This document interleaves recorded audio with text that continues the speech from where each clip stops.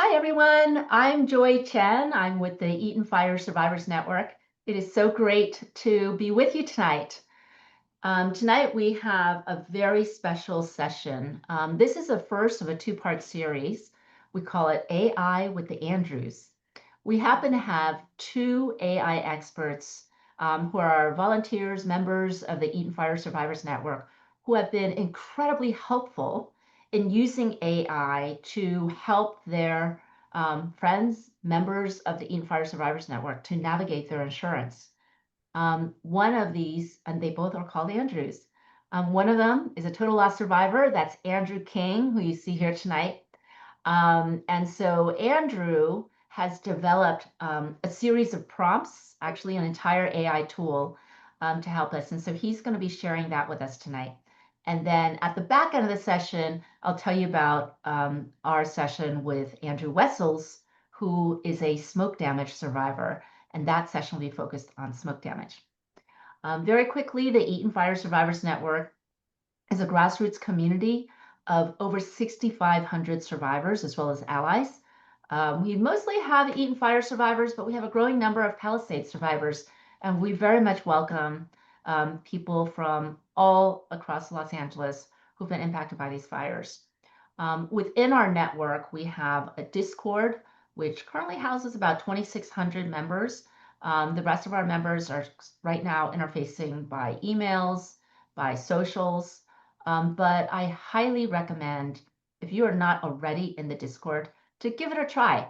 I mean, when people first suggested that we move the Eaton Fire Survivors Network from WhatsApp to Discord, I was like, what? I'm a 56-year-old woman. Discord is not for me. But I'm so glad that I was wrong because Discord has been an amazing platform where you can get resources like you're getting tonight 24/7. So I'm going to ask Jen to please pop our link to our website, efsurvivors.net, into the chat. And to join the Discord, all you need to do is click on the website and click Join the Network in the upper right-hand corner.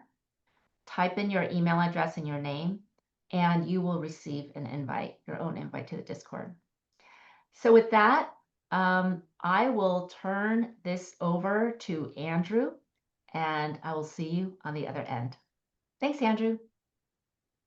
Thank you for that introduction, and good evening, everyone. Let me go ahead and share my screen. Leave. Let's do this. All right, and hopefully everyone can see that. And I'll do this. As Joyce said, my name is Andrew King. I'll do a couple introductions real quick here.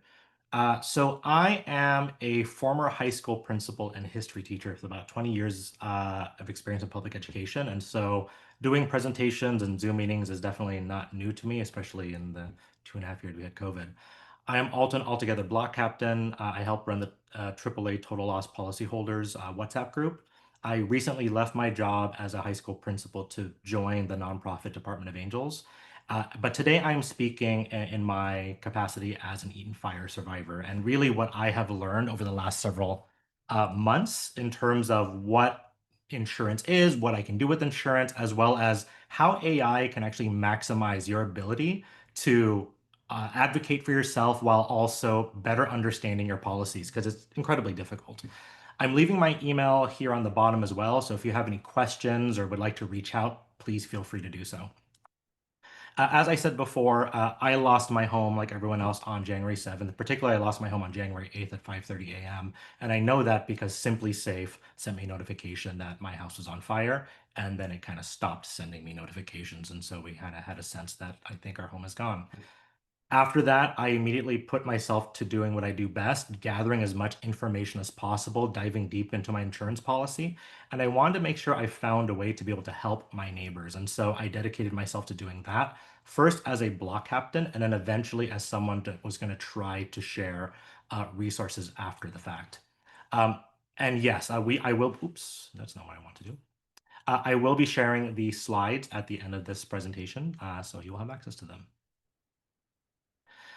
So the evolution of where this all came from, just so you all know that this doesn't come out of thin air, is I found myself in the early weeks of the fire reading my own policy in AAA, and then trying to make sure as everyone started realizing that they were getting the runaround from their individual adjusters. And so within the AAA group, we started asking, well, what does your policy say? Well, I have this policy. I have extended replacement.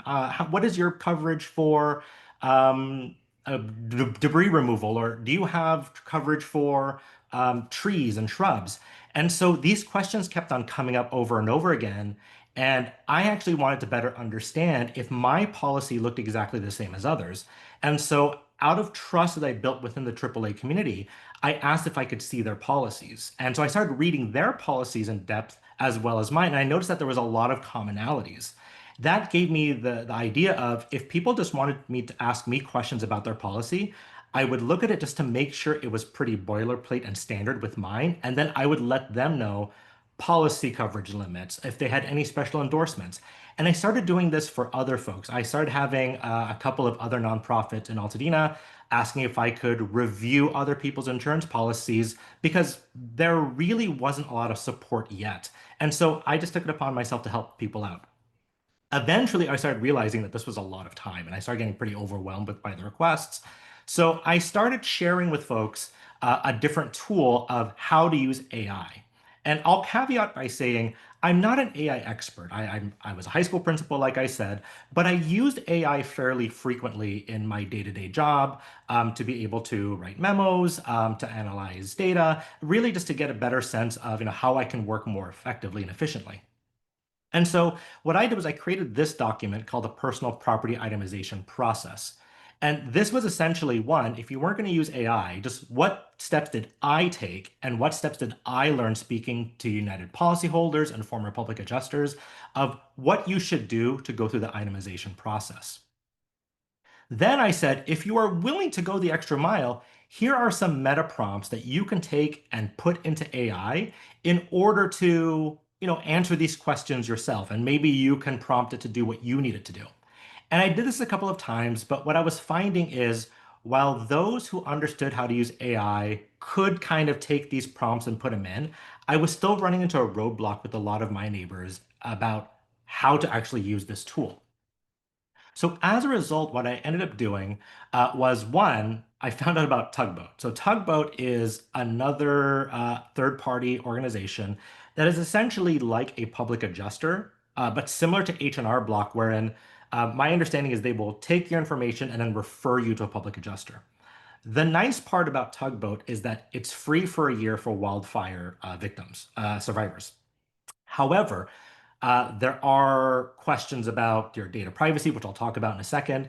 And the reality is, even though they helped me understand things about my policy that I did not find myself, they were still using AI. That is my assumption here is that they're still using AI to take a look at your policy, but because they have experience as public adjusters, they were able to take that information and then give you a human response after running it through their AI tools. So that worked for me for a little while, but I realized again that if there wasn't a lot of trust with Tugboat because we didn't know who they were, I thought at least on my end, I would do my best to create some AI tools that people could just use and try and play with. So I created actually four different AI tools. I'll only talk about two today. The first is this one called Understanding Your Policy. This one is designed just to be able to upload your policy and then you start asking it questions.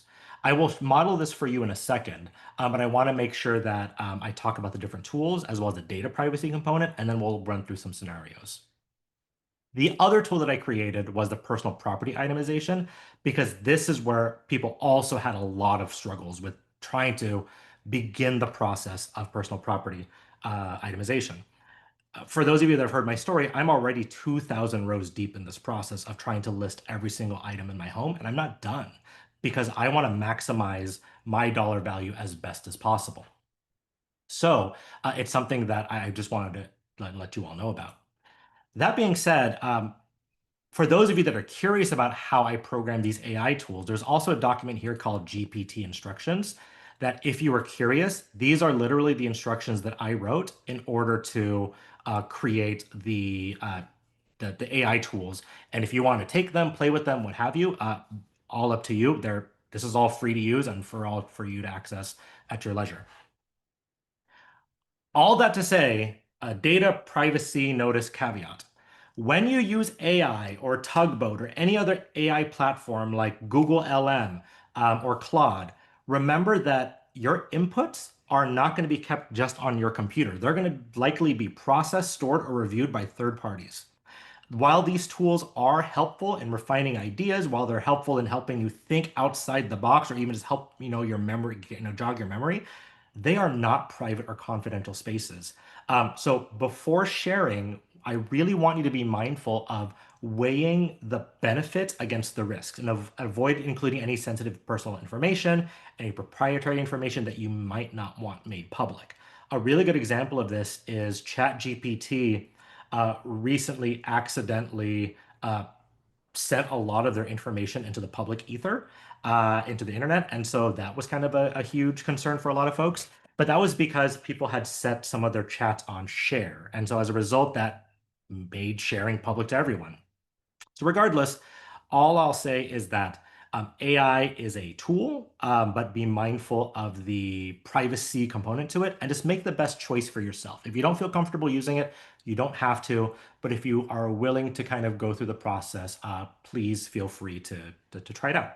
And yeah, like I said, you will have access to all of these materials. The slide deck has all the links. And before the end of this presentation today, I will link it. There's also going to be available. The EFSN folks are going to share it on the Discord so that you have access to it anytime.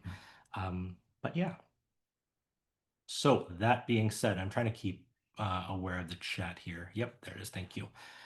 So I want to talk about some possible use scenarios. I have 7 scenarios here. And at the very end, I'm going to go ahead and take some suggestions from all of you to see if there's anything else that you might want to play with.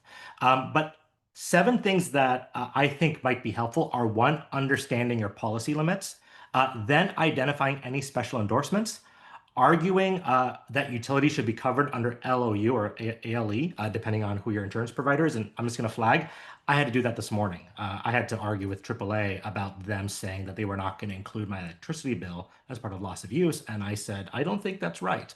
And so I'll show you how I navigated that process. Then we'll talk about personal property. Then we'll talk about writing letters to your adjuster if you want to use a tool for that. And then if there's anything else y'all want to do, I am game for that. So if everyone's cool, and again, I'm keeping an eye on the chat a little bit, I think I'm going to go ahead and show you. So we're going to start off with understanding policy limits. So here's how this works. You will have access to this link that you will go to, and it will take you into ChatGPT. ChatGPT, like I said, is a tool. This is where I built the platform. Again, there are other platforms you can use out there, but this is the one that I'm using. There are a couple prompts here that you can play with. They could be here to understand your policy.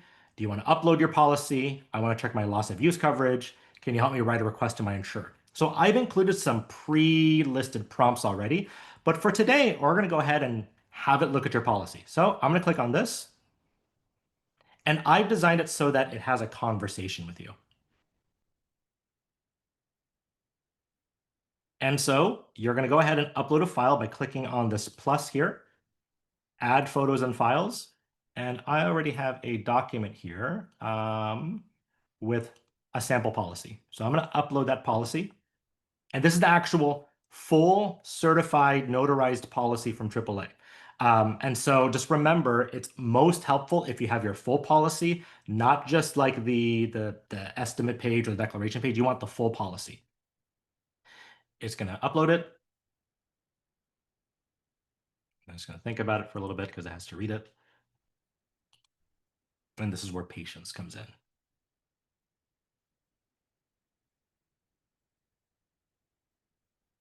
And then it'll probably be my summary.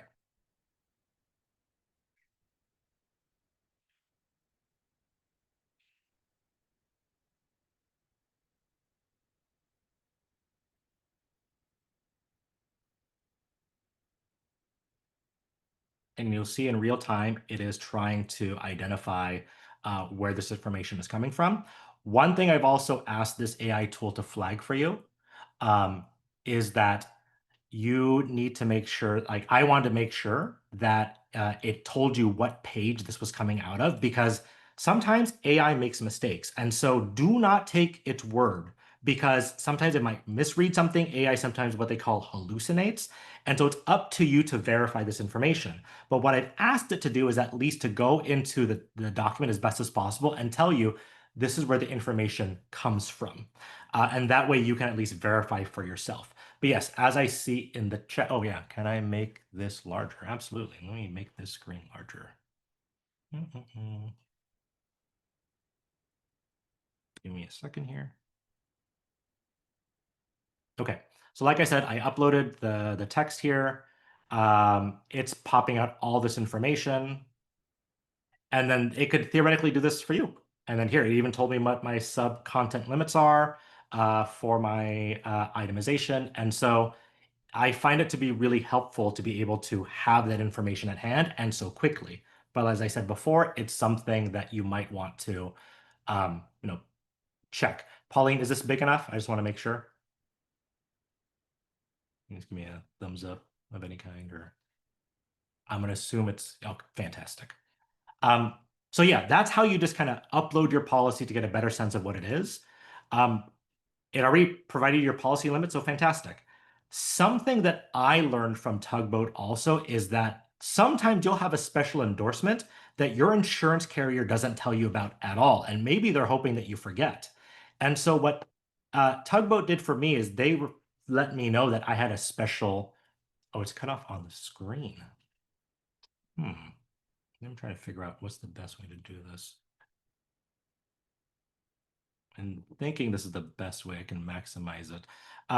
But again, folks, what'll happen is I'll be sure to share this whole slide deck with you all, and you'll be able to play with the tools afterwards. But something that Tugboat shared with me is that I had a special endorsement that AAA never shared with me. So I'm going to go ahead and ask it, do I have any special endorsements in this policy?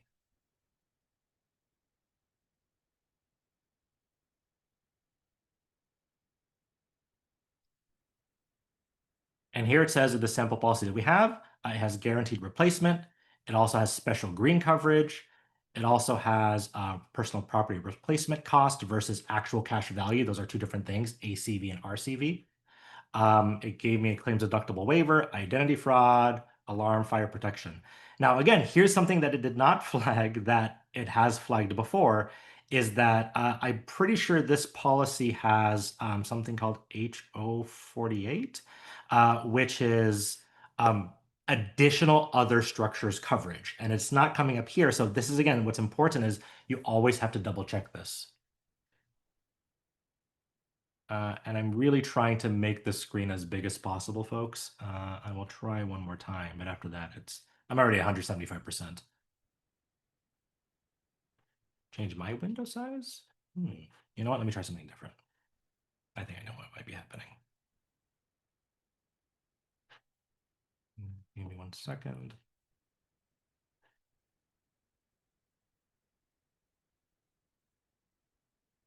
I think, let's see, turn this off.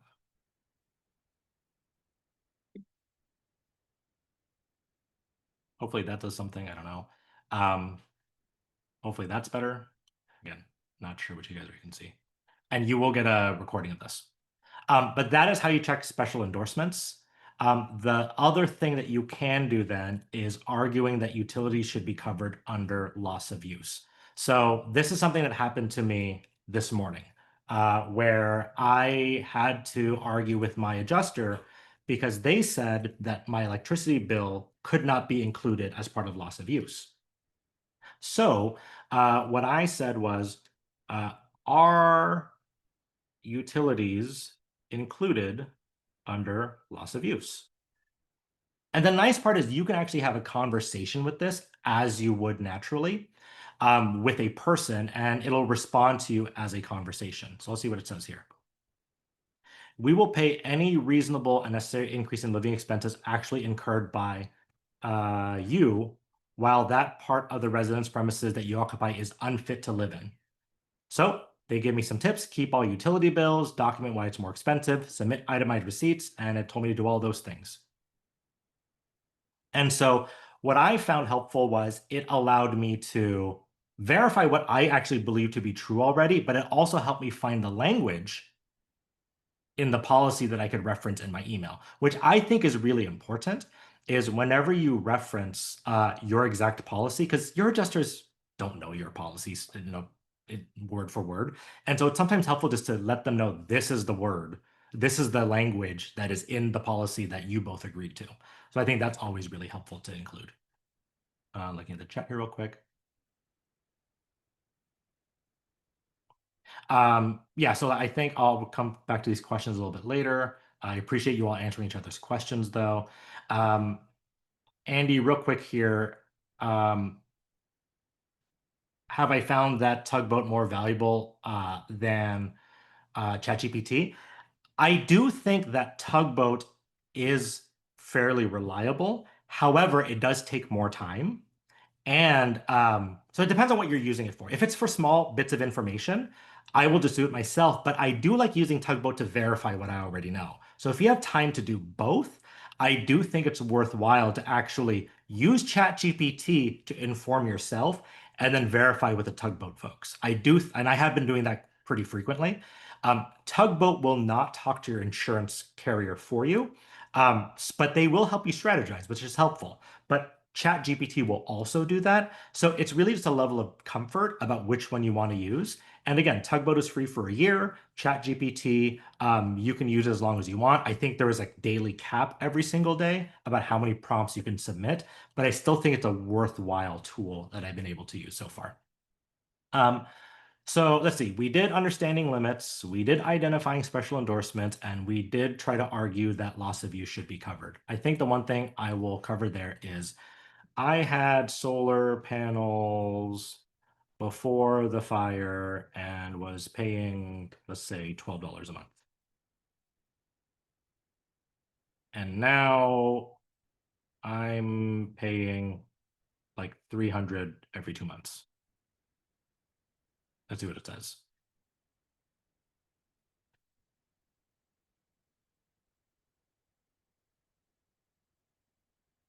So yeah, see, it even, without even prompting, because it knows the direction I'm going anyway, it's already written a letter to your adjuster for you. Isn't that nice? And so you would just take the stock letter, play with it however you want, and then you can take this as well. And as Kelly is saying in the chat, yeah, the Tugboat will also make letters for you. And depending on how quickly you want to get something out, you can also have ChatGPT do it for you. You can have Tugboat do it for you. That's something that'll be really helpful. Let me see here. Can you collect more than your policy limit of alternative living expenses under any circumstances? Will AI answer that? So let's ask. From my personal experience, you can, because if you have extended replacement or guaranteed replacement, that typically floats, is a term that I've used with a couple other folks. It floats that percentage increase to other parts of your coverage. So let's ask. If I have 25% extended replacement cost, will that be reflected in my loss of use?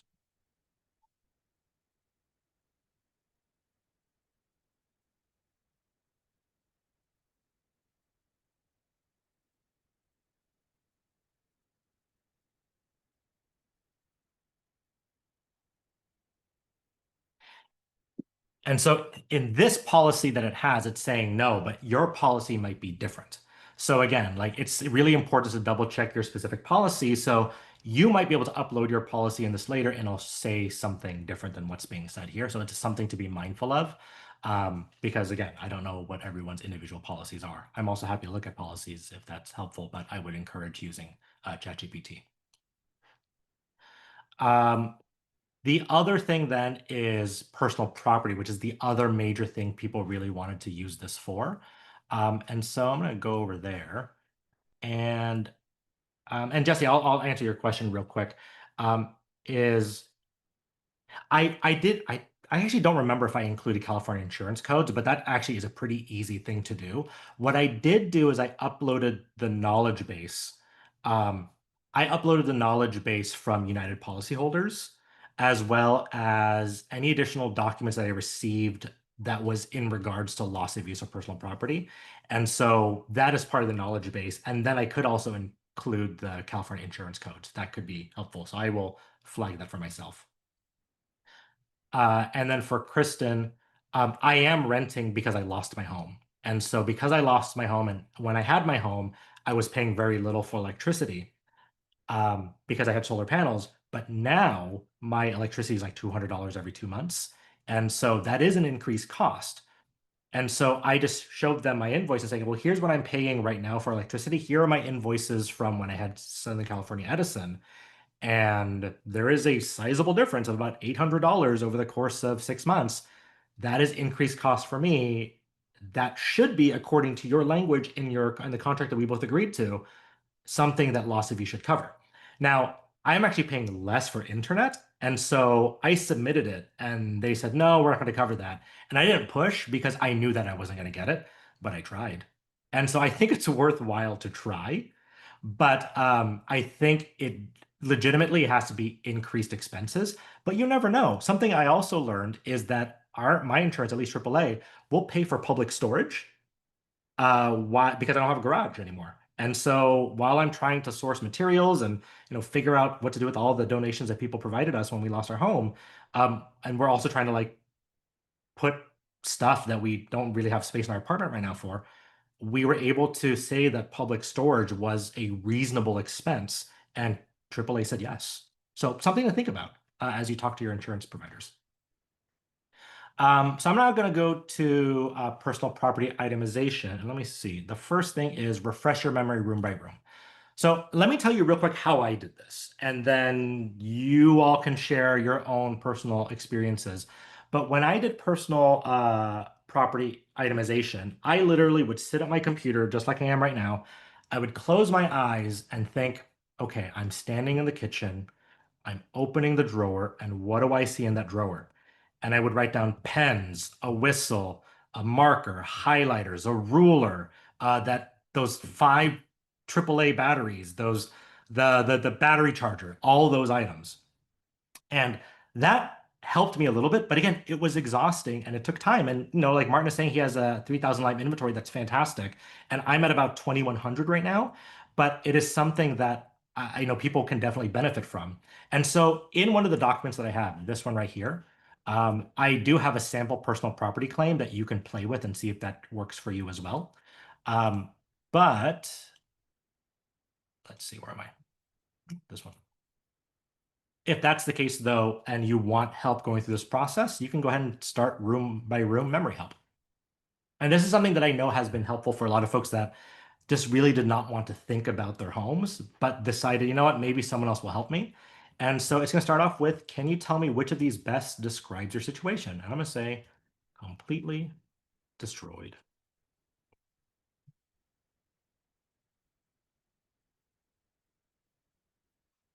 And then it's going to ask for some context. So I'm going to say 4 people live in our home.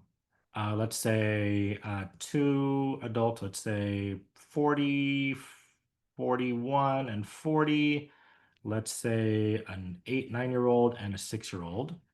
And then did anyone cook? Yes, we cooked all the time. Hobbies, board games, video games, gardening.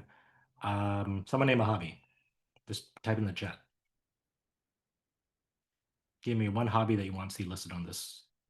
Golf. Thank you. I would not have thought golf. Not lots of golf. Golf sports.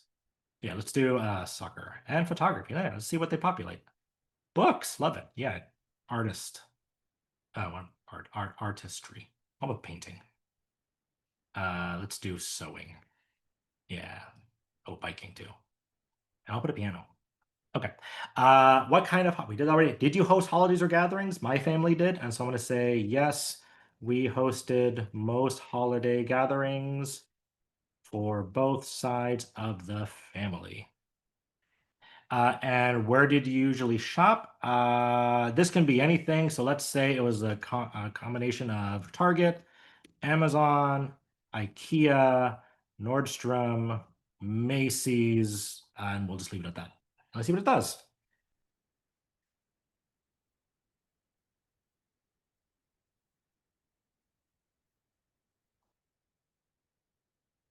So let's see what it came up with. So small appliances. Yep. Here are some things that you might have totally forgotten exist. I'm sure everyone here had a Vitamix or a Ninja at some point. Here's some cookware. And again, this is very, very minimal things, but it might actually help you start thinking about the process. Utensils, cutting boards. I know a lot of people were like, oh, I totally forgot about ladles, or I forgot about tongs, a cheese grater, totally forgot, or a zester. How many of you guys had a zester and completely forgot you had a zester? For thermometers, you might realize, oh, I had a digital thermometer and I also had like a regular thermometer. You have dishes and plates here, a water filter. It'll look into your pantry. Here's a dining and hosting. And this is just the dining hosting. Let's say garage. Let's see if it'll do the garage for us. There you go. So tools, circular saw, nail screws, extension cords, a shop vac, a step ladder, paint supplies, lawn and gardening stuff. Here's your bikes, all the bike materials. Here's your golf clubs y'all were talking about. Seasonal bins. Yeah, how many of you guys remember the stuff that the stuff is stored in still counts as material. So people will count oftentimes their clothes or like their Christmas decorations, but they'll forget to count like the Sterilite containers that hold all that stuff. Um, if you want costs, yeah, great question. What about cost? So let's go with you can ask for it. Can you provide costs for the kitchen items?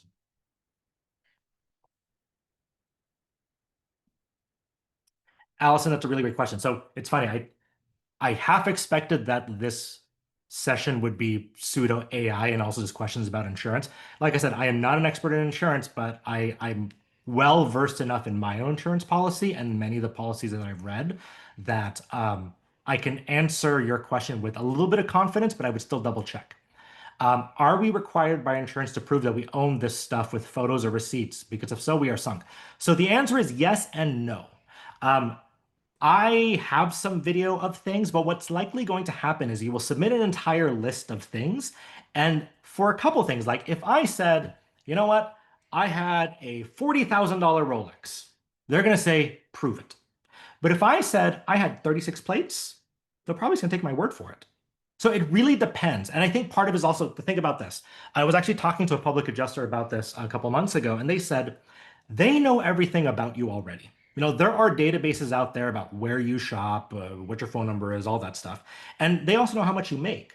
And so the reality is they're going to take how much you make, multiply that by however many homes you lived at your home and been with your spouse and did all the things. And they'll say, realistically, did you spend $400,000 on shoes? If you didn't, and if you did, then maybe you have to prove that. Maybe you can say, oh, well, you know what? I inherited my grandmother's shoe collection from the Philippines. That's an Imelda Marcos joke for those of you that don't know Imelda Marcos. But that being said, the idea is that do you have to prove it? Maybe. It really does depend. And so I would try, but if you have photos, I mean, one thing that I did is I went through my phone and I started tagging photos of anything that had stuff from behind. The other thing that I might recommend is, especially for Christmas, because Christmas just happened. I know that makes me sad. But the idea is that if your friends and relatives remembered what they gave you, if they have receipts or if they have photos of them, I don't know, taking photos at Target because they wanted to surprise you with the thing, all those items are legitimate. Those photos are legitimate. In any case, we asked about prices. Here you go. So it's going to give you, oh, the way I coded this also is I asked for low, average, and high because I don't know what kind of blender people buy. And so I said, well, what's a low end blender? What's a high end blender? What's an average blender? And so it provides some idea of cost. And then later on, you can go and maybe look at your photos and say, oh, wait a minute, I did actually have a blender that was a Vitamix. Then you can go on Amazon and find an actual price. Yeah, exactly. Mary knows Vitamix. Now, here's the thing, by the way. If you are going to put items on your list and get the price, do not put the sale price. Even though I'm sure almost all of you are thrifty shoppers that want to save on the products that you buy, if you are required to buy all those things today, and I don't want to have to like wait until there's a sale. If I expect to be made whole, I want to be made whole as soon as possible. I'm going to buy that product at full price today, come hell or high water, because I want it. And that's my right as someone who is insured by my insurance carrier. So if, let's say, you bought that Vitamix on sale for $120, oh, definitely include tax, by the way. Yes, include tax. If you bought that Vitamix for $120 on sale, but right now it's $450, then by golly, you're going to put $450. And you should put tax because you normally pay tax. And if you ship things to you in a reasonable way, you should add shipping. And if it's something that would normally be installed by someone, you should install labor installation charges. Those are all things that sometimes we don't factor in that they are not going to tell you, but those are real costs. Yeah, so Kathy, different people might be different, so that's a completely fair point. If so the list that I have, and I'll share with you, and some of you might all be familiar with like the best claims. The way I did it is um, here's the individual item, here is replacement value plus a percentage, and then here is the total. You can play with this as much as you want and play with percentages. I'm pretty sure the AI prices on here though, sorry, the AI prices do not include tax. So you can either create a spreadsheet and just add the 0.1%, or you can ask AI to add tax. Like, can you add tax? It's always nice to be nice too. So can you add tax, please?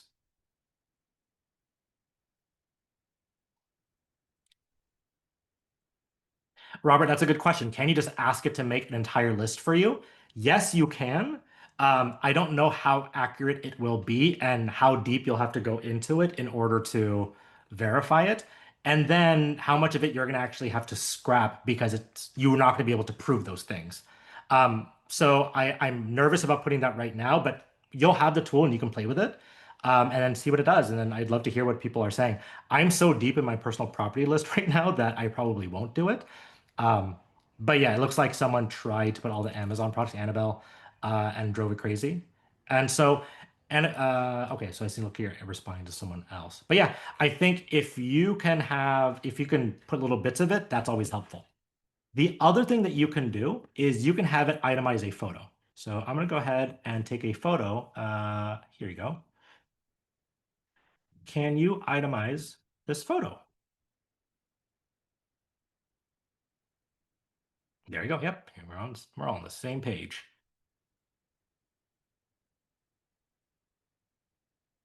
Yep, so lighting and decor, tabletop decorations, there's the prices already, furniture. Um, and again, you can just trust it in terms of like what the values are, or you can verify it yourself. These might be lowballing, and so you might really want to push. You say like, oh, these are mid-range, like let's do high range because I'm fancy.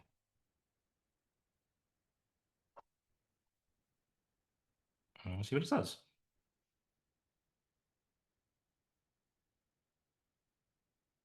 Yeah, so there you go. It'll give you the high range end prices as well. And then they include a tax because we asked for tax before and high end replacement value. So you have this tool now that can itemize photos. I provided another photo. Try this one. Here's a standard family room that I pulled offline.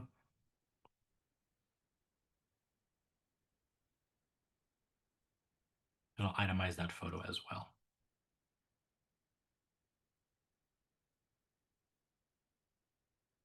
And there it is again, itemized with some items, sound machines, what have you. $5,700 from this photo.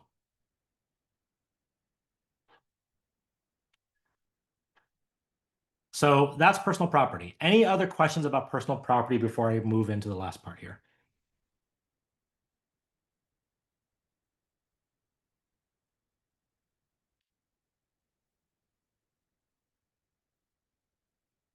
Yeah, I think valuing antique items. I mean, a couple things that you can do, Sarah, is you can upload a photo in ChatGPT and see. I also go into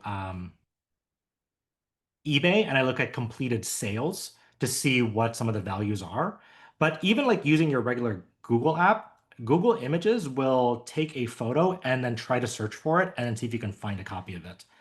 Um, how can you factor in age of items? I do not recommend, unless your insurance provider is requiring you to factor in age of items. Now, it doesn't mean you shouldn't put an age of items. You can easily create a column here and put like years and then start saying like I had this for 2 years, 1 year, 5 years, but it's actually up to the insurance provider to do anything that they do with depreciation. I've heard some people have the depreciation lists. I don't have them, or at least I once had them and I don't know where they are anymore. But usually your insurance carrier will depreciate the items based on how many years you've had them. So if you had a pair of shoes for 12 years, that's not going to be the same as a pair of shoes that you've had for 2 years. And yeah, Jesse, that's really helpful to know. It's very possible that they can only depreciate up to 20%. Can you upload a photo of a room tagging antiques and artwork? It is possible. We can try to find a photo. Room with antiques. So we're going to do a couple things here.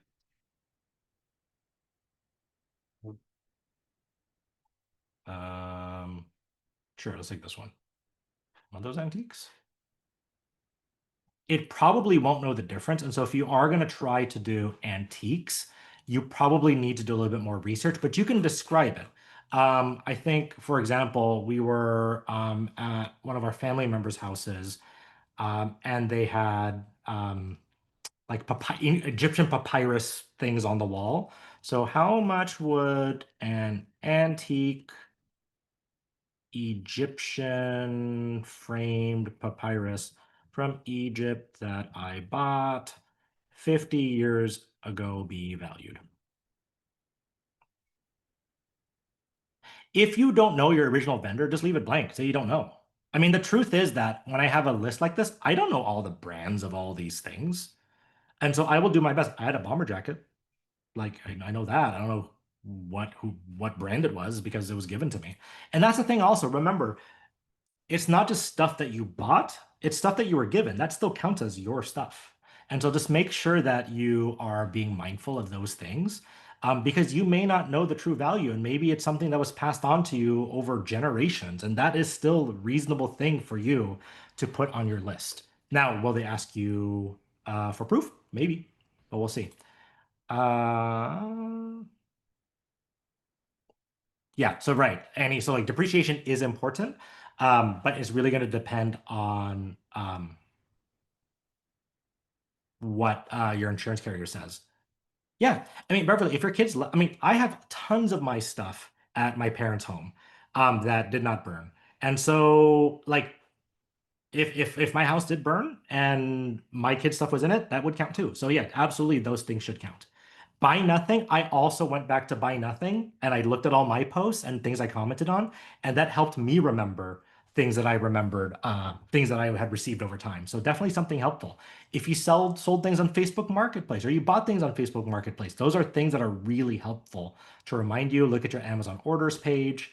Thank you, Kristen. Yeah, maybe this is something I'll upload into the AI tool as well. But that's definitely something that's going to be helpful. Let me see here. The last thing then, I think we already saw it, is whether or not you can write a letter about coverage limits or dispute a denial of coverage. And so I've already showed an example of that, of AAA saying that my loss of use should include um, electricity bills. So I'm not going to go over that again. But the last thing I will say, and then I'll open up to a lot more comments at the end of this, and we have about 10 minutes of free time, is I want to flag AI is not magic. It's a tool. And like any tool, it reflects the goals and values of the people who wield it. This is by Kate Crawford from Microsoft Research. So this is only as good as the inputs you put in, but it's pretty good helper. And so it's not going to solve all the problems, but my hope in sharing this tool with all of you is that it makes this process just a little bit easier. And when you're up in the middle of the night like I am, trying to figure out how are you going to start, hopefully this is something that you can rely on just to get the ball rolling. And then again, there's a wonderful community here. There's a wonderful community with their block captains, there's a wonderful community with Eaton Fire Survivors Network. The hope is that you rely on each other to recover together. Because one thing that I'll say over and over again is no one should be going through this recovery alone. And I love all the resources already in the chat here. I will answer this one question. You mentioned getting a certified notarized copy of your AAA policy. My insurance adjuster early on said he's waiting to receive a certified copy of my policy. I asked my insurance agent for a certified copy and they said there is no such thing. The important thing is the source where I got the copy. They sent me a PDF that did not say certified or notarized or anything like that. They said they would be certified copies since it came from my insurance agent. I am weary about them not sending you a certified or notarized copy. And so if they haven't sent you a full copy with your declarations and endorsements and all of the descriptions, then I would push back a little bit. If you want, I'm happy to take a look at your policy to see if you have everything, but I don't know why it would not, why they wouldn't send it to you. They might just be lazy. Um, Good questions there. How do I load AI and GPT on my computer? Well, a couple things. I'm going to put this link in the chat right now. So this is the entire presentation. You have access to it now, and I want to direct you to this page, Evolution of Assistance. All of these are links. This is Tugboat. This is Personal Property. This is the 2 AI tools. If you click on any of these tools, it'll take you to ChatGPT. So for example, Dorothy, looking at this, if you click on personal property itemization, you click on it, it'll take you straight to ChatGPT, and then you just use it on your computer like you would Google. It's a web browser. And you just use it as part of your computer. You don't have to download anything.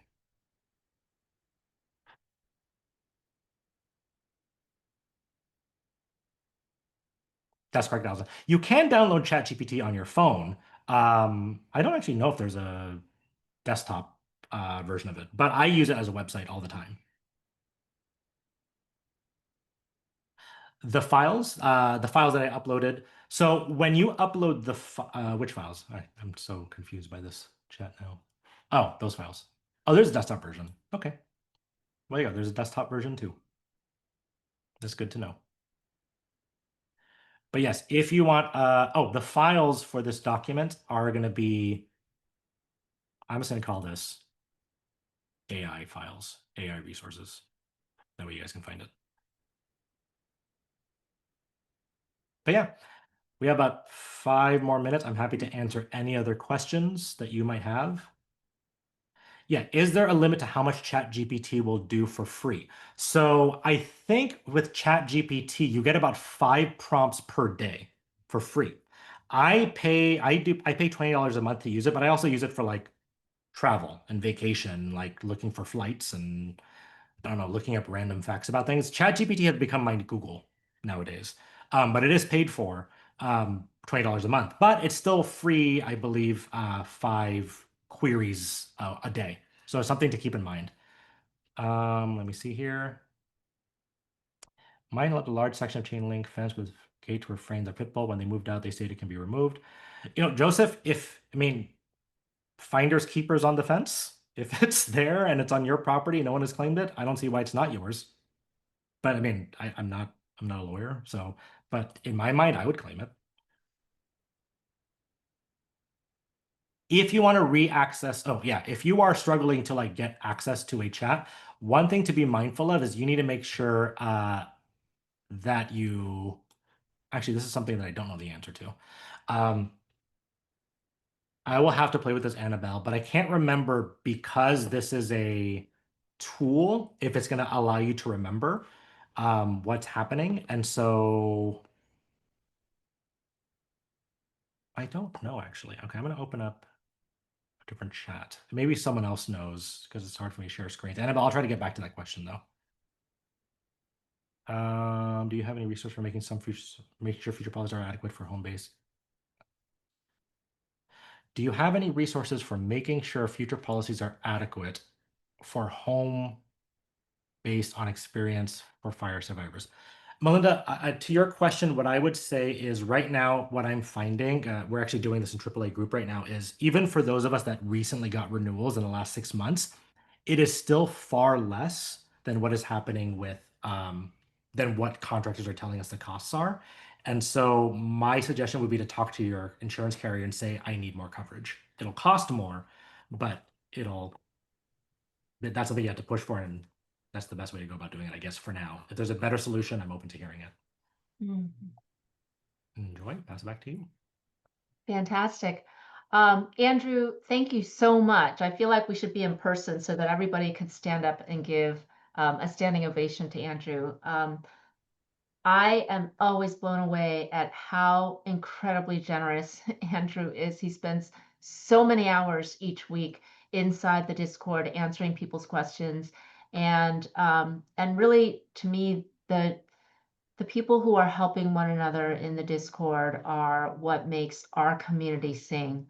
There are so many people inside our Discord who are spending hours answering one another's questions.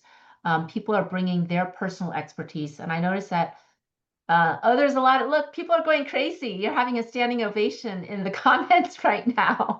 Thanks, everyone. Um, and I noticed that there are a bunch of questions in the Discord, in the comments here, that are being answered every day in the Discord. So if you didn't get your question answered tonight, or you have questions in other areas, please do come on in, because the great thing about the Discord is there's a search bar, and this is something that we couldn't do on WhatsApp, right? Because new members can't see past chats. But now that our Discord has been going on since the first week of February or so, if you have any question at all, come on in and just type it into the search bar, and you can search the entire Discord for your answers. That's a really powerful tip inside. So I think what is the Discord link, Nancy? Just go to efsurvivors.net. If you could just pop that in, Jen, just go to efsurvivors.net and click join the network in the upper right corner. And then you just type in your name and email address, and then you'll get a link. It's like a very, very long, complicated link. So it's now 7:53. I think we can give everyone back their 7 minutes for tonight. Thank you to every single one of you. Thanks for organizing this. There we go, Discord here. Thank you to every one of you for joining us tonight. We do have our part 2 of AI with the Andrews coming up on August. You'll get an email about it. I don't know the exact date right off the top of my head, but you will get an email about that this Friday. Andrew Wessels. And it might be interesting, while that one is focused on smoke damage, you might want to come anyway, because Andrew Wessels might be doing things in a different way than Andrew King. And hey, it's free, and you're welcome to join us then. Also, in early September, we already have set up several other webinars. Jen, you had told me about one in September the SBA one. So how do you get these tens of thousands of dollars, hundreds of thousands of dollars of SBA loans? There have been many questions in the SBA channel, and we decided to go to the source for our second SBA webinar. We already had one on SBA loans in the spring. You can see all of our past webinars again on our website at efsurvivors.net, and we have many webinars that are in the works coming up with local elected officials and others. So keep an eye on your emails. They come every Friday from EFSN, and also announcements within the Discord. And if you just want to take a look at the many amazing webinars we've had until now, again, go to efsurvivors.net, and you can look for it there under the very first link, which is like growing community or something like that. Under building community, there's a pull down to our Q&As with leaders and experts. So with that, thank you to every one of you for joining us. The recording for this will be up on our website, I think by Friday. And there will be an AI summary of today's session with timestamps, so you can also go to the parts that really interest you the most. And with that, thank you to every one of you, and we look forward to seeing you again soon. and seeing you around the Discord. Good night. Good night, Thank you, everyone. Andrew. Good Thank you. night.